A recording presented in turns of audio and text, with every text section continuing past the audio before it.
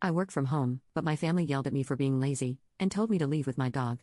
I decided to do it, but since the house was mine, I sold it. What happened next?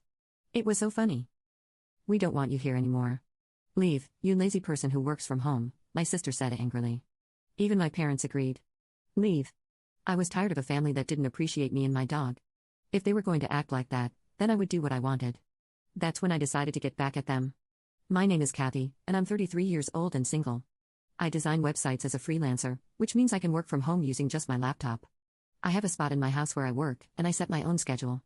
Even though I had a good job, my parents started to interfere with my work about 2 years ago. One day, while I was working at home, my parents came over to visit. As soon as they walked in, they glanced around the room and began talking. Mom, this house is really spacious.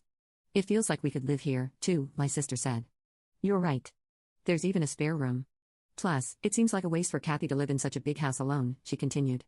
Yeah, let's do it. We're moving in this weekend, my parents decided. They didn't even acknowledge me and made all the decisions without consulting me. I made it clear that I didn't want to live with them. Hold on. I don't want to live with you guys. What are you talking about? I protested. My father's face turned red with anger, and he shouted, You took control of this house, claiming it from your uncle, trying to make it yours. You've hit a new low. Take over? I simply had a conversation with Uncle, and he gave it to me, I replied. Don't try to justify yourself. In any case, our old house is crumbling.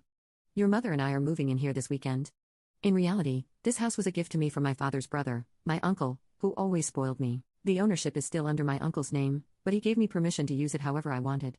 According to my father, our family home has deteriorated significantly and requires extensive renovations if we want to keep living there. My mother doesn't work, and my father's income isn't very high, so renovating the house isn't feasible for us. That's why they targeted the house I inherited from my uncle. I wasn't happy about it, but my parents had made up their minds to sell their own house and said they had nowhere else to go. I couldn't leave them stranded, so I reluctantly agreed to live with them. As soon as they moved in, my parents started making sarcastic remarks. Hey, Kathy, you're in your 30s already, right? Don't you think about settling down and getting married? I'm content with my job at the moment. If you keep saying things like that, it'll just push any potential suitors away, I replied. Why don't you take a cue from your sister? Well, my sister's marriage isn't exactly perfect, is it? But for now, I'm okay with how things are. At that point, my mother, who had been listening, chimed in. Hey, don't speak ill of your sister like that. Unlike you, she's married and has a job at a company. You know, I may not be married, but I'm doing just fine with my work, too. You're always glued to your computer. Are you earning money through some sketchy methods? My mother asked suspiciously. Sketchy methods? I earn my living through honest work. There's no need to be concerned. How dare you talk back to your mother? You're nothing like your sister. That's how it went. My parents kept comparing me to my sister. Yes, she has a job at a company, but she's only a temporary worker in an office position. I don't mean to belittle temp jobs, but I certainly make more money than she does. I understand that my parents' generation may not fully grasp the idea of working from home, but it was still painful to constantly feel underestimated. Then one day, while I was preparing dinner, the doorbell rang unexpectedly. To my surprise, it was my sister Sandy carrying a lot of luggage. Hi, Sandy. What's happening? I asked, confused. It's been a while, Kathy. This might seem sudden, but I'll be staying in this house from now on. I was taken aback and blurted out, Huh? What a big house. If Uncle was giving it to someone, it should have been me. Wait, hold on. You're moving in? Starting today? I had no idea about this. Did Mom and Dad tell you? I got divorced, you know, so I'll be relying on you from now on, Sandy said, ignoring my surprise. She went upstairs and claimed an empty room for herself. Despite my attempts to resist, my parents sided with Sandy, and I felt powerless to stop it. From that point on, my stress only grew.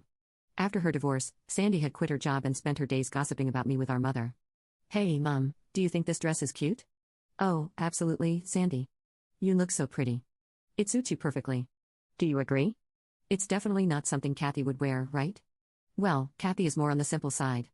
That's probably why she's having trouble finding a job. She just stays home and plays online, Mom said. Mom, you can't just say things like that. Sandy replied. As I was cooking dinner, they purposely made sure I could hear their conversation. I was itching to respond, but I knew that would just play into their hands. So no matter what they said, I kept living without reacting. Then one day, a friend of mine had a litter of 4 puppies, and I decided to adopt one of them. I named him Muffin. He's a small black chihuahua with the most adorable round eyes. Whenever he looks at me, he wags his tail so hard it seems like it might fall off. Having a chihuahua has been a dream of mine since I was young. Working from home can get lonely, so I thought Muffin could provide some much-needed company. From now on, your name is Muffin, I said. Woof. I didn't really consult with my family when I decided to adopt Muffin.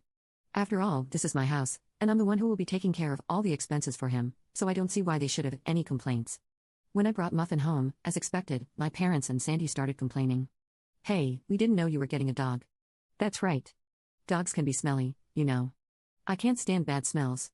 Kathy, how could you just bring a dog home without talking to us first? They didn't agree to this. As they kept complaining, I firmly told them, firstly, I didn't just pick him up off the street. A friend gave him to me. Plus, I'm the one who's going to take care of all the expenses for Muffin, so there shouldn't be any problem. What I choose to have in my house is my business. If you have any complaints, you're welcome to leave. You can click on share more to see if there is a part 2.